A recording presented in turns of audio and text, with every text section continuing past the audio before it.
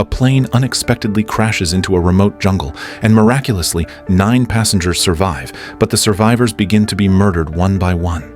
On a small plane flying from Guatemala to the US, the flight attendant is cheerfully serving passengers, while one of them, Amy, looks out the window with deep concern. She's confused why the plane isn't flying over the ocean, and by now, it should have already reached its destination.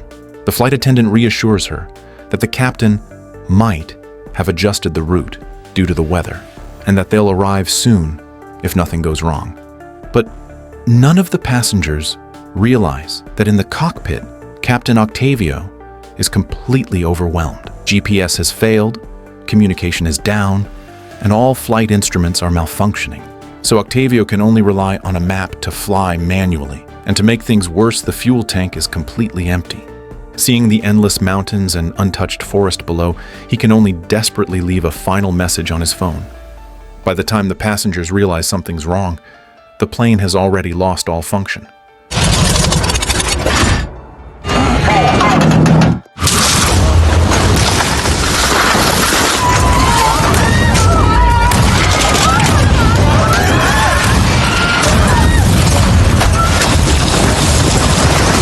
The plane crashes in the middle of a primeval jungle, and luckily it doesn't explode or break apart.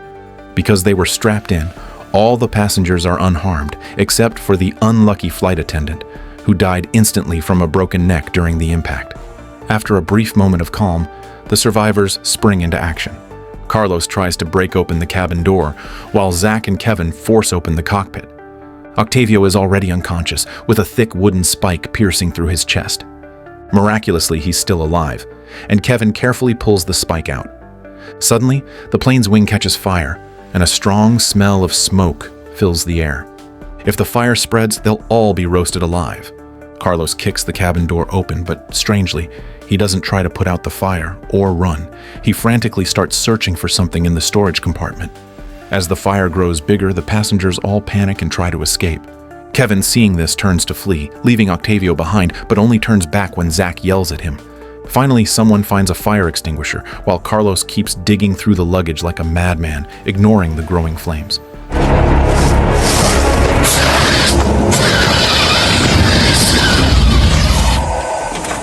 You're not serious. What's in there that's so important to you? You could have got killed? My things. Sonia finds Carlos's behavior extremely suspicious. On the first day after the crash, the flight attendant was the first to die, and now Octavio lies on the ground barely breathing. No one has any idea what to do, and there's no phone signal to send a distress call. Carlos keeps a close eye on his precious suitcase, watching everyone with suspicion. Lisa and Travis are a married couple. Lisa believes rescue will come soon. Dan and Amy are newlyweds. Their honeymoon flight has become a survival nightmare, and the timid Amy keeps feeling like there's something out in the jungle. Sonia takes stock of the remaining supplies and finds they only have enough for 3 days, but Lisa remains optimistic and believes they'll be rescued before that. The jungle is hot and humid, so to prevent the flight attendant's body from rotting and smelling, they move her to a remote spot. But Octavio's condition starts to worsen.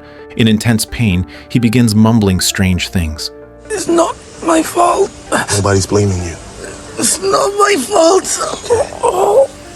Why did we crash? The GPS. What about it? The GPS failed. Oh. He tries to say someone tampered with the plane, but the pain makes it impossible to finish. Suddenly, Zach tells Kevin to save Octavio. You're a doctor.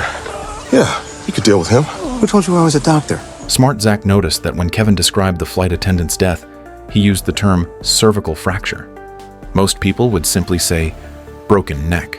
Only someone with medical training would use such a technical term, so Zach concluded that Kevin must be a doctor. But Kevin avoids the topic, clearly trying to hide it, though it's already obvious. Kevin firmly refuses to help. But you could operate. No, I can't. In a place like this, without equipment or proper conditions, performing surgery would be the same as killing someone.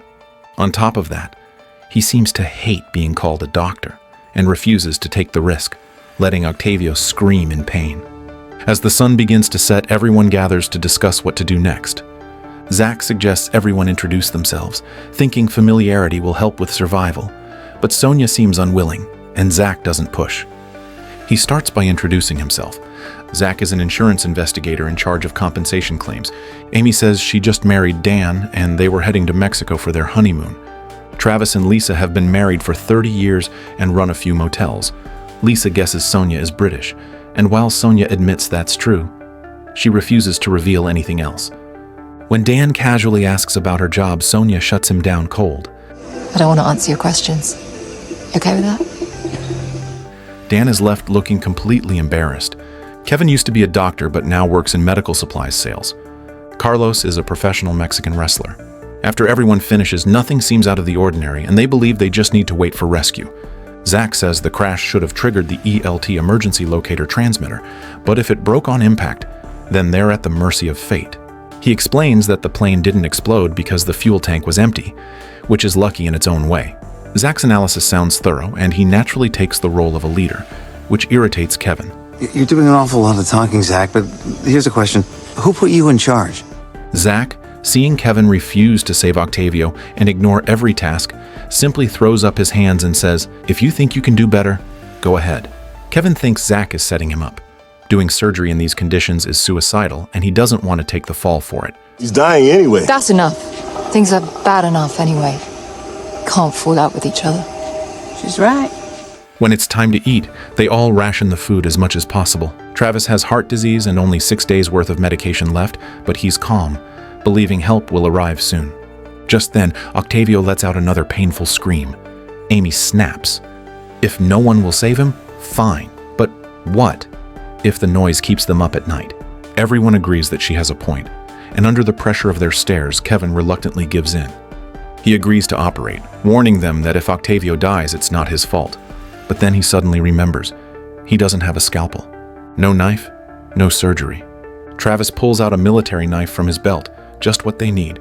The plane's first aid kit is also brought over. Once everything's ready, Kevin cuts open Octavio's clothes, takes a swig of vodka to steady himself, and uses it to sterilize the wound. Then he unties his belt and stuffs it in Octavio's mouth as a makeshift anesthetic. Zach hands over the knife, which was boiled in hot water. Kevin aims between Octavio's ribs and plunges it in. A scream echoes through the jungle. Amy hides inside the plane, curled up in Dan's arms, looking for comfort. Suddenly, she feels like someone's out there, but sees nothing from the window. Surprisingly, the operation succeeds. Octavio miraculously escapes death, and now he just has to survive the infection risk to recover. But from here, things start to get eerie. Late at night, when most people are asleep, a shadow moves through the group, searching for a target. No one knows who it is. Dan and Amy are sleeping in the plane. Wrestler Carlos is still exercising. Then the shadow appears, quietly picks up a blanket, and suffocates someone to death. By morning, everyone is in shock. Octavio is dead. Internal bleeding. I was so sure he was going to pull through. So what killed him? Good question. You got any ideas? How would I know? Lisa, however, seems to understand what happened, though she says nothing. Kevin blames himself, regretting ever agreeing to the surgery and feeling like he's now responsible for a death. But at this point, no one realizes it yet. Their fates will be just like Octavio's. They're all going to die here. On the second day after the crash, the flight attendant and Octavio both died. Kevin was still blaming himself for Octavio's death during surgery, but Zach tried to console him. In the hot and humid rainforest, before the bodies could start to rot, he and Zach prepared to move them. During the move, Octavio's phone slipped and fell. This scene was witnessed by Dan. While no one was paying attention, Dan quietly picked up the phone and hid it. Amy didn't understand. There was no signal and the phone couldn't be unlocked, so what was the point? But Dan didn't explain. He grabbed a roll of toilet paper and pretended he was going to the bathroom. Before leaving, he also took Travis's knife. After placing the flight attendants and Octavio's bodies side by side, Kevin and Zach left the area. Dan quietly approached the body, lifted the cover in one swift motion, and cut off Octavio's index finger. Then, he went to a secluded spot. After checking his surroundings, Dan used the finger to unlock Octavio's phone. It looked like he was searching for something, but all the apps were password protected and couldn't be opened. At that moment, it seemed someone was watching him from the bushes. With no useful information found, Dan casually tossed the finger and walked away. Back at camp, the group was checking supplies. Lisa pulled Travis aside and told him, in a hushed tone, that she'd discovered a shocking secret. He was killed. Yeah. By Dr. Kevin. No.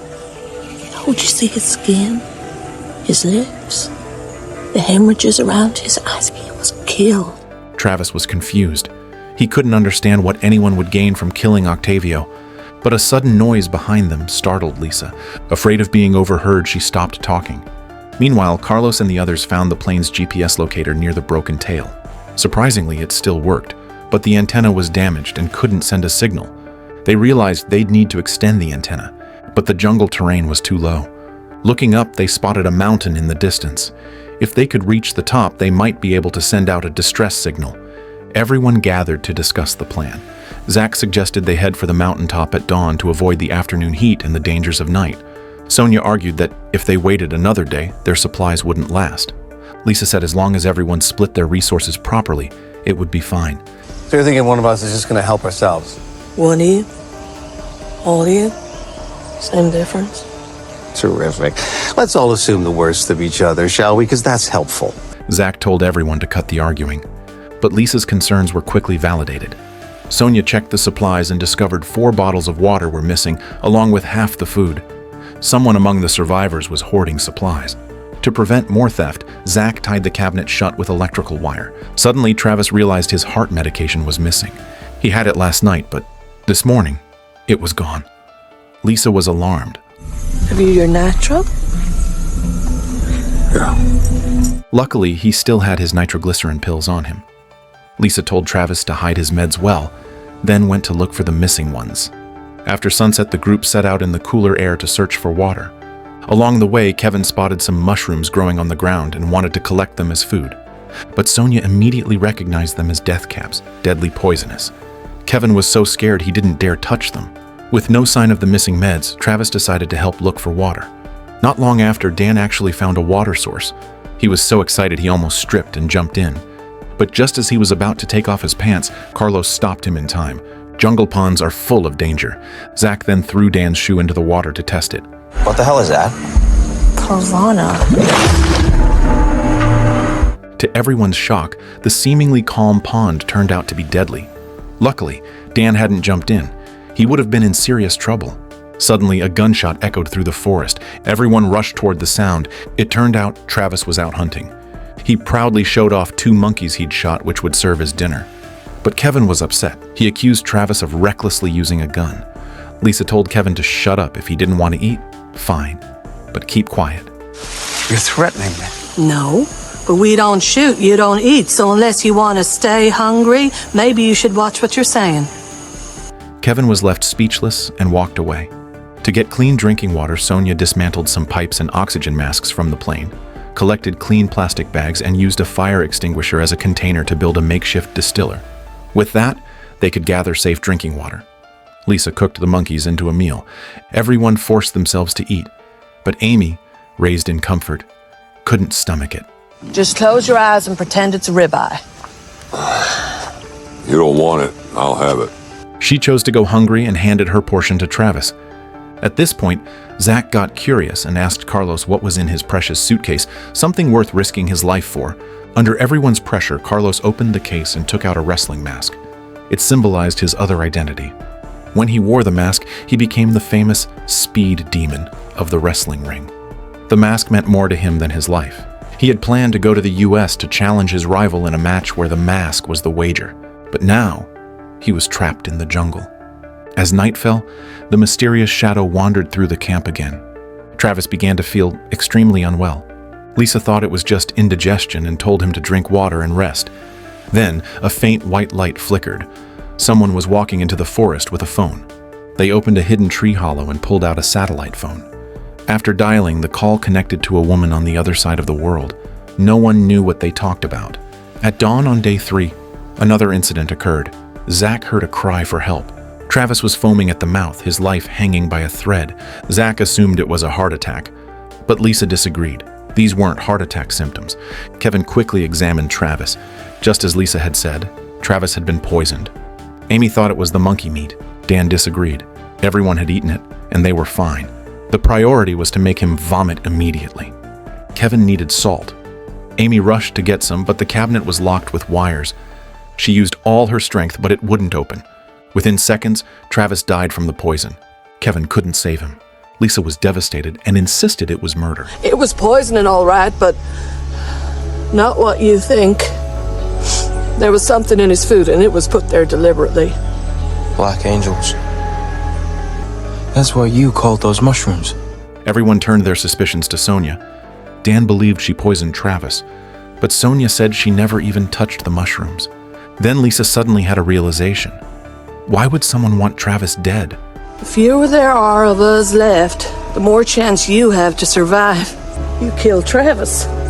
First of all, you stole his medicine, and then you put some of those mushrooms in his food.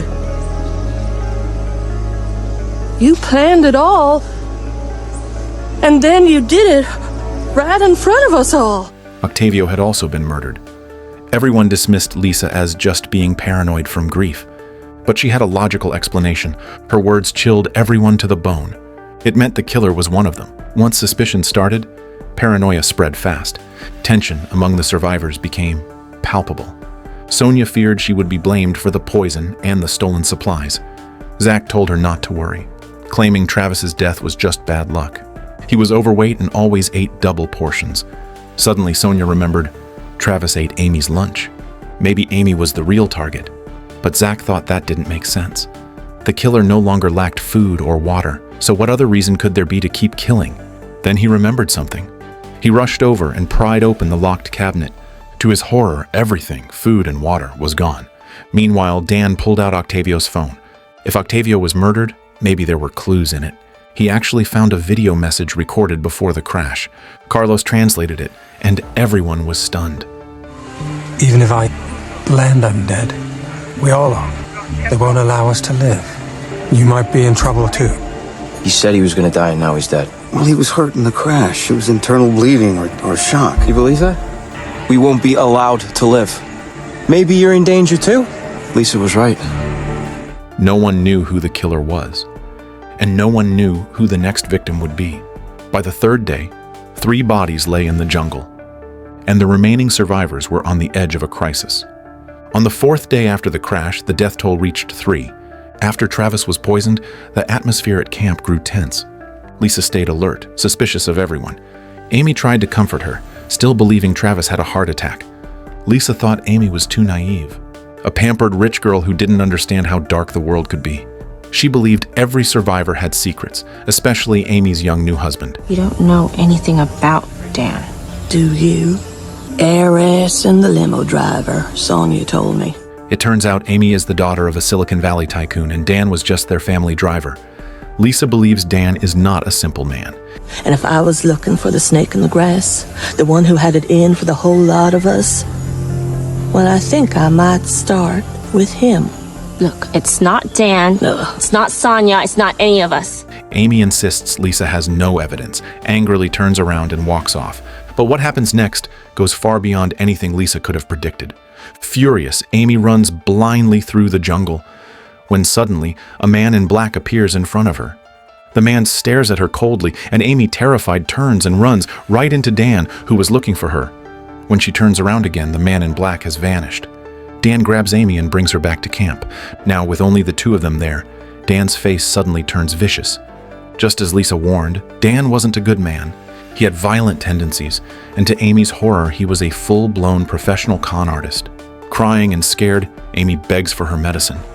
While Dan turns away to fetch it, Amy opens his wallet. Inside, she finds dozens of fake business cards.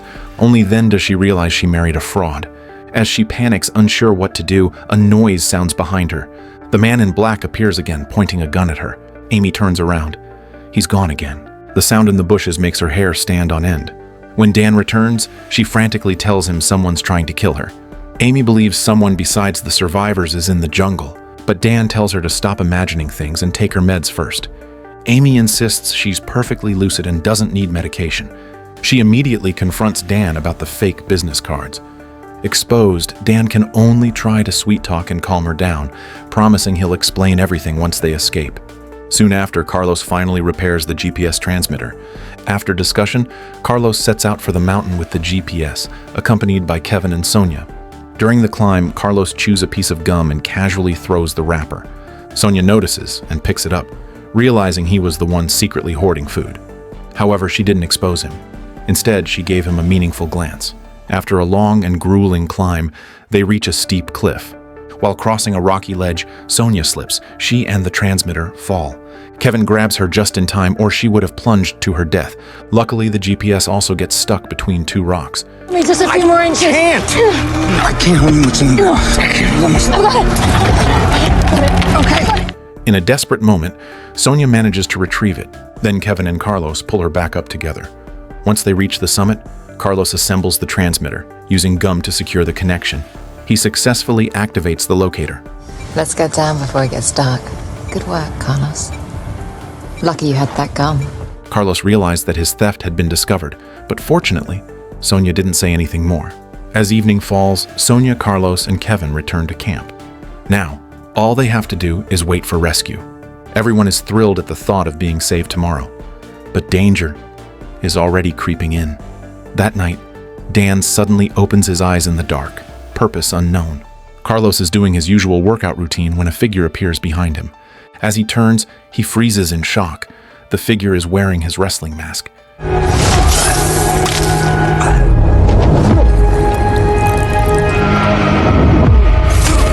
Taking advantage of the moment, the killer stabs Carlos with Travis's knife, then disappears. On the 5th day in the jungle, the killer strikes again. By the time the others notice, Carlos has been missing for 10 hours. Everyone speculates where he could be. Sonia finally reveals that Carlos was the one hoarding food. Kevin thinks the stolen food isn't nearly enough to escape the jungle, so it's useless. Zach decides they'll split up to search for Carlos. Lisa refuses to team up with anyone. Staying cautious is the only way to survive. Suddenly, Kevin remembers something important. The helicopter. Why isn't it here? However, none of them knew that their rescue wouldn't be coming anytime soon.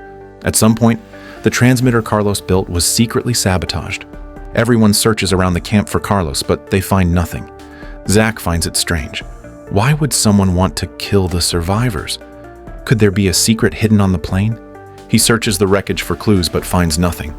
After waiting all day with no rescue, they decide to send someone to check the transmitter. Kevin and Sonia are familiar with the route and decide to go. Halfway up the mountain, they rest and notice vultures circling in the sky above the jungle. Sonia feels a sense of dread. Something terrible must have happened there. They immediately change course and head toward it. Meanwhile, at camp, Zach sneaks off while everyone sleeps. But Lisa was only pretending to sleep.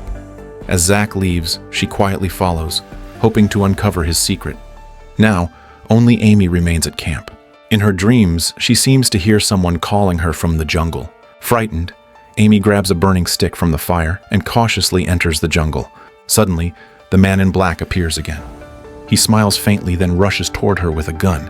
Without hesitation, Amy charges straight at him. Oh my god, Dad! When Sonia and Kevin arrive, the scene before them is too horrific to look at. Back at camp, everyone asks Dan what just happened. Dan explains that Amy had a mental illness. She survived a school shooting as a child, and the trauma left her with hallucinations. Whenever her condition flared up, she would see people trying to shoot her. Has she ever hurt anyone else? No. You can't think that she'd hurt Travis or Carlos. She didn't plan what she did to me. She's not. Dan insists there's no way someone as weak as Amy could have killed Carlos. Kevin examines Carlos's body. Judging from the knife wound, it was definitely Travis's knife. But whether Amy was really the killer, no one knows. Sonia found the food Carlos had stolen hidden in a pile of rocks beside the body. Zach felt that the most important question wasn't who the killer was, but why the killer wanted them dead. As Zach suspected, this plane held a huge secret. A stash of priceless contraband was hidden somewhere inside. In the middle of a violent storm, the survivors take shelter inside the wreckage. But water begins to leak in. They pry open a compartment, and out tumbles dozens of kilos of smuggled goods worth over $3 million. On the 6th day after the crash, 4 people are dead. The remaining survivors are on edge, terrified they'll be next. Kevin suspects Dan is the killer. He accidentally saw a gang tattoo on Dan's body. When he confronts Dan, Dan explodes in rage. Get off him! During the fight, Lisa points a hunting rifle at them both. Seeing this, Dan let go of Kevin, but Kevin immediately kicked him hard to the ground. They argue bitterly. Amy, seeing her boyfriend getting hurt, joins the fight too. Lisa shouts that they're wasting time while death is at their door. That morning, she found all the bullets for the rifle were stolen. Without ammo, they can't hunt. The killer wants to trap them here until they die. Lisa refuses to wait to die. She explores the jungle alone, but suddenly Sonia appears behind her, startling her. Sonia senses Lisa is hiding something. She warns her. Going solo never ends well. Lisa then tells Sonia, the day Carlos was murdered, she saw Zach sneak off into the deep jungle. She now suspects Zach is the one who stole the bullets. That night, a torrential downpour hit the jungle. Everyone rushed into the plane wreckage to take shelter from the rain. Cold, hungry, and soaked, Kevin finally lost his temper and started yelling in frustration. Take it easy. I'm soaking wet, I'm starving, I smell like death, and I'm sharing 4 square feet with a bunch of strangers, one of whom is probably gonna kill me. So you know what, Zach? You take it easy. At that moment, Sonia noticed water leaking from the plane's roof, and it was getting worse. Zach climbed up to check and found signs that someone had tampered with it. He shined a flashlight inside and noticed something was hidden up there. Dan handed Zach a piece of metal, and Zach prepared to pry open the roof. Meanwhile, Amy caught sight of a shadow outside the window. The man in black appeared again. Amy had another episode. As Zach pried open the roof, several small white packages fell out. Dan recognized them immediately as contraband. 10 blocks of illegal goods had been hidden in the plane's ceiling. Maybe 1 kilo each. $1,800 a kilo in Mexico. As much as $300 a gram in New York. This stash could be worth $3 million. Sonia stared at Zach with suspicion, questioning how he could know so much about it. While everyone was still trying to piece things together, Lisa suddenly realized Amy was missing. Dan tried to go after her, but Zach stopped him. No one listened to Zach anymore. Everyone rushed out to search for Amy, and Lisa stayed inside the plane. The jungle rain was so heavy they could barely keep their eyes open. Everyone shouted Amy's name. Sonia and Zach moved together, but in the blink of an eye, Sonia was alone. In the confusion, Zach slipped away into the jungle, disappearing. Amy, in a daze, wandered through the forest. A hidden figure slowly emerged from the darkness. Amy turned her head and saw the man in black. It was the killer. Frozen in place, Amy stood stunned. Fortunately, Lisa arrived just in time. The sound of a dagger scraping in the rain crept closer and closer to Amy. Come on! Get back to the plane, tell Dan. All right, you mother... Drop the knife, throw it away from you. Do it now! Now! That's it, now down on your knees. In the blink of an eye, the killer vanished again. Lisa looked around but saw no sign of him. At that moment, the killer suddenly appeared behind Lisa and wrapped his arms tightly around her neck. Lisa struggled fiercely, almost breaking free. She grabbed Carlos's wrestling mask, trying to find out who the killer really was, but in the end, she was overpowered and strangled to death. Hearing others approaching, the killer fled into the forest. On the 7th day after the crash, half the survivors were dead. Kevin examined the body and confirmed Lisa had been strangled. Panic spread like wildfire. Dan claimed Amy had seen the killer, but Amy said the killer wore a mask. She had no idea who it was. Kevin asked for Lisa's hunting rifle, but Dan refused to give it up. They both suspected each other and started arguing. Zach urged everyone to calm down, but Sonia snapped and told him to stop pretending. Zach was the killer. She then pulled out the missing bullets. She'd found them in the jungle using information Lisa had given her. Zach tried to explain, but Sonia pointed a pistol at him. She asked, "Why would an insurance agent be carrying a gun?" Zach tried to protest, but Sonia then pulled out the satellite phone. They could have called for help long ago, but hadn't. Zach looked stunned. The gun is mine, but I've never seen that before in my life. Lisa called it. It was you all along. No. Pressed further, he confessed he was a DEA agent investigating the plane. To prove it, he told Sonia to check his wallet. His ID was inside. But the wallet held no ID. Zach was dumbfounded. His credentials had been stolen, and no one believed him anymore. Zach's words couldn't be verified, and no one knew what to believe. Kevin took out the satellite phone, saying the most important thing now was to call for help. But the phone required a password. They asked Zach, but he said he didn't know it. I don't know it! You asshole! Kevin looked at Dan in confusion. After knocking Zach out, Where were they supposed to get the password? When Zach woke up, he was tied to a tree.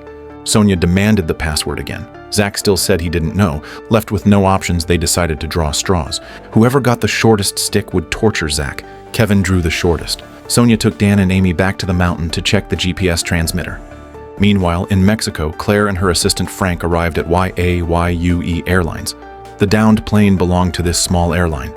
Claire claimed she was with the FAA and came to investigate the crash. General Manager Cora received her, but Cora was the same mysterious woman the killer had called on the satellite phone. Claire had looked into Octavio's past, which included substance abuse issues. The airline's parent company was just a shell. Claire was suspicious.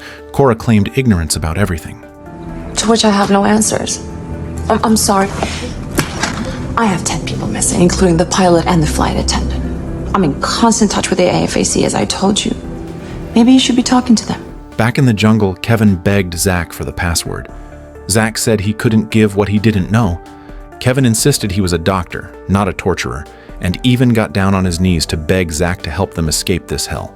Zach had no answers. He genuinely didn't know. Kevin lost control. He began to beat Zach. What's the... Meanwhile, Sonia, Dan, and Amy returned to the mountain. They discovered the transmitter's plug had been pulled out. Once it was plugged back in, the signal resumed transmission.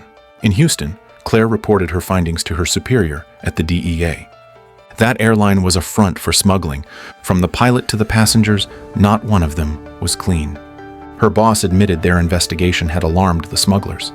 Since it was in Mexico and DEA operations there weren't welcome, they had to inform the Mexican government about Zach's identity. It's from the AFRCC at Tyndall Air Force Base in Florida. As you can see, they've just picked up a signal from an emergency location transmitter broadcasting on 121.5 megahertz. Zach's alive. We don't know who's alive and who isn't. Claire wanted to rescue Zach immediately, but the old tracker was too inaccurate to pinpoint their location, and the Mexican government refused to allow American agents to intervene. Any rescue would be considered illegal. Meanwhile, Zach was a bloodied mess.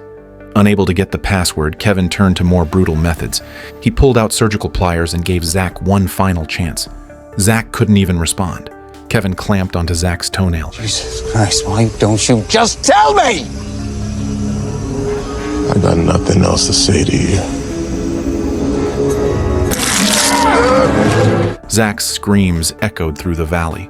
Late into the night, Zach remained tied to the tree. A figure approached, holding a sharp piece of metal. Zach sensed someone approaching and immediately woke up. The person wore black nail polish. It was Sonia. Zach thought Sonia was the mastermind, but Sonia had come to set him free. Zach was DEA. Sonia was a delinquent with a criminal record. Though they both had reasons to be suspects, they agreed to split up in the jungle to survive.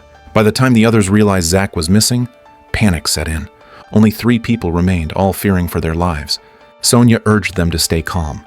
The signal had been sent. Rescue would come soon. But Dan didn't listen. He held Lisa's rifle and announced he was leaving with Amy. Sonia warned him that splitting up would only give the killer more chances. Dan argued that sticking together would get them killed even faster. Now, only Sonia and Kevin were left. Kevin refused to stay with her. He didn't trust Sonia either. He mocked her for deceiving everyone. He knew she was the one who secretly freed Zach. Kevin had every reason to believe Sonia and Zach were the killers. He didn't want to die in this godforsaken jungle. He left Sonia and walked off on his own. Now, everyone was scattered. Zach wandered alone through the jungle. Dan and Amy sat quietly by the waterhole. Kevin stood by the body storage area, deep in thought. Sonia was left alone at camp, overwhelmed and unsure of what to do. At that moment, at a Mexican Air Force base, a helicopter received the rescue mission and immediately headed toward the crash site to begin the search. Suddenly, a crow's sharp cry pierced the silent jungle. Sonia, Kevin, and Zach all sensed something was wrong and sprinted toward the waterhole. Sonia was the first to arrive. There, Dan was coughing up blood, and Amy lay lifeless beside him. Their backs were riddled with wounds, stabbed dozens of times by a sharp weapon. Sonia froze. Who could have done this? Seeing Zach rushing over, Sonia immediately raised her gun and aimed it at him. Zach claimed he had just gotten there and had no idea how Dan and Amy died. Get away from me. I didn't do this. Then who did? There are only 3 of us left now. You, me, and Kevin. Before he could finish, Kevin appeared from the trees, picked up Dan's rifle, and aimed it at Sonia, demanding she drop her weapon. Kevin believed Sonia was the killer. Sonia believed Kevin was the killer. They pointed their guns at each other, neither daring to move. Drop the guns. Both of you. Or you'll do what exactly? You two shoot each other. How's that gonna help you? Let me kill him and then we'll talk. No! What is going on here? You're the one who told me about Zach and his secret stash. You delivered him to all of us, and now you're on his side? I'm not on any side. I just want to stop all this killing. As they argued, Zach heard the sound of helicopter blades overhead. Everyone lit up with hope. Rescue had finally arrived. The helicopter flew right over their heads, but the thick jungle fog made it impossible for the crew to see anyone below. They could only watch helplessly as the helicopter flew away. No one knew when another rescue would come. Their hearts sank. Next time we need to be ready for them. So what do you suggest? A signal. Yeah, we light a fire so they can see the smoke. Up there. God help me. Not wanting to risk another missed chance, Kevin emptied the bullets from the rifle and threw the gun into the water. Now, only 3 survivors remained. The situation was clear. Either Zach was the killer, or Kevin was. Kevin questioned why Sonia didn't suspect her. Sonia said, if she were the killer, she would have shot them both already. No need to waste time. Sonia decided to return to the mountain where the GPS transmitter was located. Zach agreed, but Kevin objected. Who would lead? Who would follow? No one could trust anyone. What if someone got shoved off a cliff? Kevin chose to stay behind in the jungle alone. Sonia and Zach had no choice but to go without him. Meanwhile, Zach's wife Claire had flown from the US to Mexico, but was detained by customs upon arrival. On their way up the mountain, Zach and Sonia rested halfway. They suspected Kevin was likely the killer. But why keep killing? After Octavio's death, no one else knew about the contraband. Suddenly, a gunshot rang out in the forest. Zach and Sonia jumped up and rushed toward the sound. What they saw left them in shock. Kevin had been shot in the back and lay dead by the water. His head was submerged, and piranhas had eaten away at his face beyond recognition. Zach dragged the body out, terrified. I've got a question for you, Zach. If it's just the 2 of us left alive, then who did this? Sonia started to believe Amy might have been right all along. Amy always thought someone else was in the jungle. Maybe it wasn't a delusion, but Zach didn't understand. How did this mystery person get here? Zach said. Now wasn't the time to worry about who the killer was. They had to get out of there because the killer was hiding in the shadows and their lives were in constant danger. And with nightfall approaching, trying to get back to the mountaintop would be far too dangerous. They had no choice but to hide inside the plane wreckage, sealing the cabin door, and wait until morning. That night, the killer appeared again. He picked up the satellite phone and called Cora. He told her to wait at the Mexican military base. The plan was almost complete. On the 9th morning, Zach and Sonia set out for the mountaintop. Of the 10 original survivors, only 2 remained. After great effort, they reached the summit, but were met by heavy fog. Visibility was less than half a meter. Even if a helicopter came, it wouldn't see them. They had no choice but to wait for the fog to clear. Eventually, they found the transmitter. It was still working. They decided to stay by its side and wait for rescue. But then, they heard something in the fog. Sonia immediately became alert. You hear that? It was nothing, just an animal. How do you know we're alone here? Kevin's dead. Dan and Amy are dead. Who's left? She didn't want to sit still. She went to collect dry branches nearby, just in case they needed to light a signal fire. Zach, with an injured leg, couldn't move. He stayed behind and kept calling Sonia's name for safety. But danger was already closing in.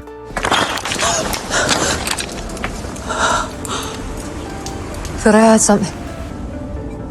Where are you?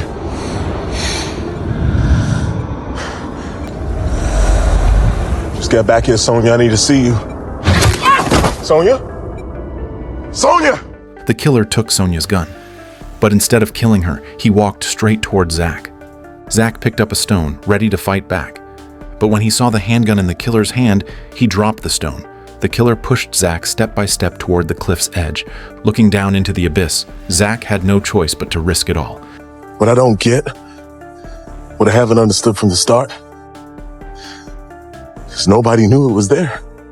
Except maybe the pilot. And so you killed him.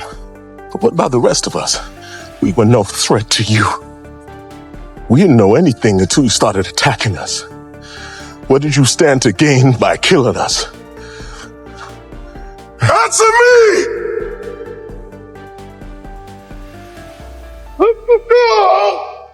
As Zach fell from the cliff, the killer turned and aimed at Sonia.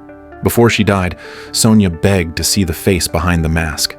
The killer granted her final wish and removed Carlos's mask.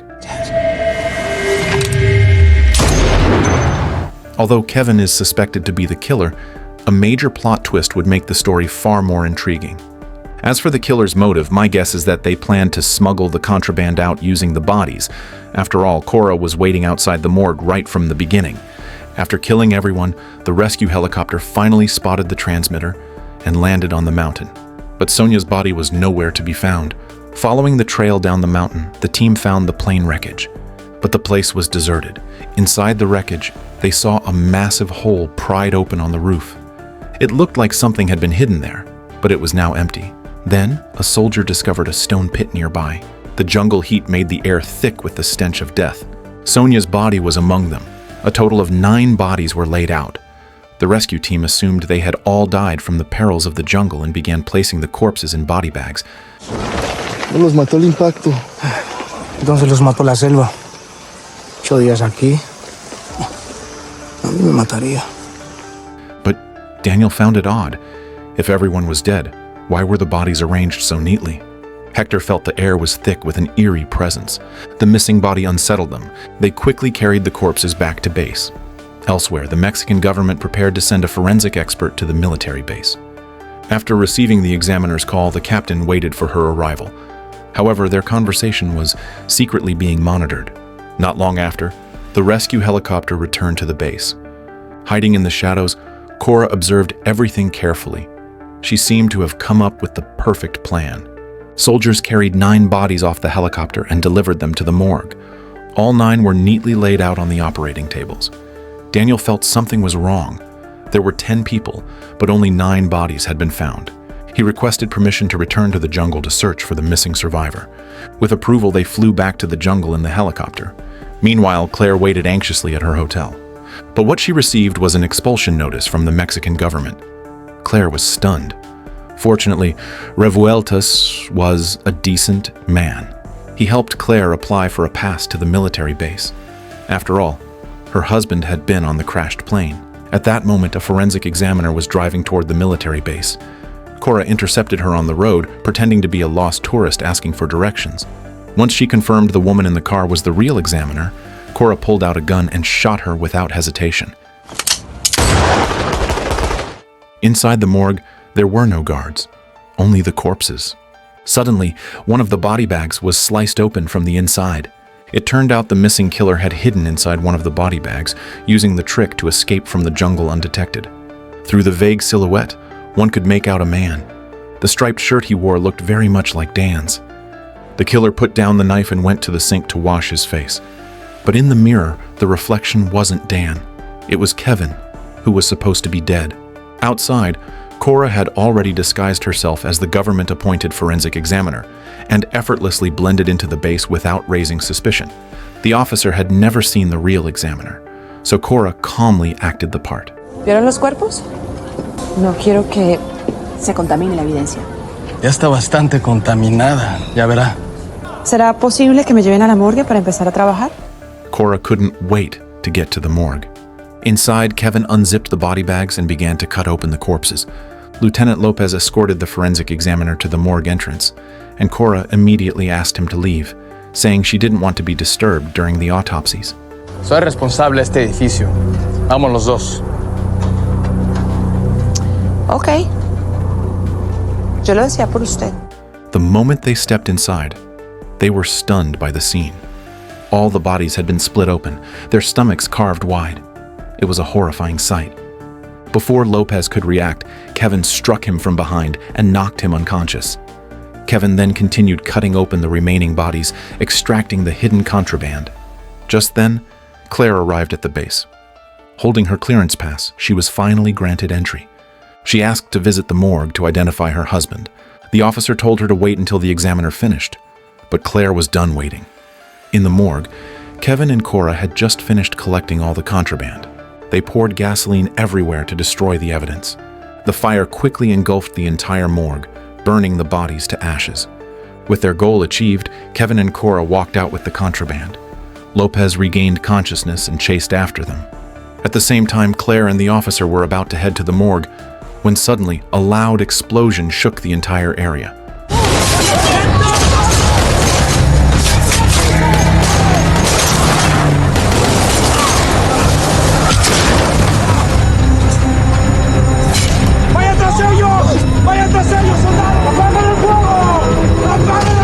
The morgue had been blown up. The killer had escaped. Everyone realized too late. Claire asked who attacked Lopez, but he didn't know. Claire blamed the military for not checking the bodies properly. How could they let a living person fake being a corpse and sneak into the morgue? Now the bodies were burned. They had no way of knowing which one had been fake. Although they didn't know who hid in the bag, Claire suspected the fake examiner was Cora. Just then the phone rang. Shockingly, Zach was still alive. Despite being shot twice and falling off a cliff, Zach had miraculously survived. He saw the rescue helicopter flying overhead and shouted for help, but they couldn't hear him. Thankfully, he used his sunglasses to reflect light and attract attention. The rescue team finally spotted him and brought him to safety. At the hospital, Claire saw Zach, battered but alive. She never imagined her husband could survive such hell. Following police investigation, they found no record of anyone named Kevin being a real doctor. Nothing. Now, Cora runs the business end of Aero Alux, but it looks like our man with no name is the brains behind the operation, working with the cartels or Miami Mafia. The point is, they got nothing to be afraid of. They'll think they got away with it. So? So, they would have gone back to Aero Alux. Where else could they be? Just as Zach had suspected, Kevin and Cora were hiding out at the YAYUE Airlines office. Kevin, casually cooking, told Cora everything that had happened in the jungle. He explained that he killed everyone to prevent the military from finding the contraband and to ensure a smooth operation. Now, his plan had been flawlessly executed. Kevin had put on Dan's clothes and thrown Dan's body into the piranha-infested pond. To fake his death, Kevin had hidden a bullet and tossed it into the fire. The gunshot Zach and Sonia heard was actually the sound of the bullet exploding. No one noticed. But you had a heartbeat. You were breathing. Sick. I'd already figured that part out. What are those? Beta blockers. Kevin also stole Travis's heart medication to slow his own heartbeat. Everything was part of his meticulous plan. He told Cora to keep eating, then went to the storage room to have the plane refueled. When Kevin returned, Cora suddenly felt unwell. Might have been the omelet. What's in it? Mushrooms. Kevin had brought back a poisonous mushroom from the jungle. Cora, confused, asked what she had done wrong. Kevin pulled out Octavio's phone and played a video. Octavio's final message had been recorded for Cora. It turned out that Cora had betrayed him and had an affair with Octavio. Without mercy, Kevin left her behind to die slowly. Meanwhile, Zach and local police stormed Yayu Airlines in a surprise raid. They began searching the premises immediately. Zach heard the sound of a plane and realized something was wrong. And he rushed to the runway and saw a plane preparing to take off. Kevin, seeing Zach alive, was completely stunned.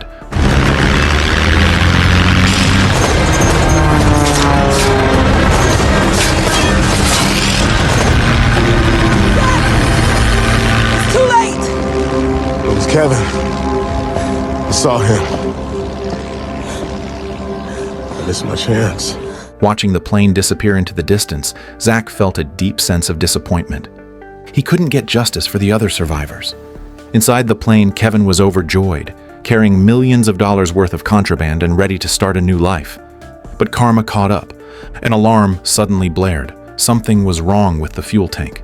Kevin looked out the window. Zach had shot the tank, causing it to leak. Kevin was in complete disbelief. The plane quickly lost power. Kevin had no choice but to accept his fate. Now he was flying once again over the vast Mexican jungle. With no fuel, the plane began to spiral downward. After killing so many in the jungle, Kevin too met his end there. It was the ultimate payback. Justice served in the end.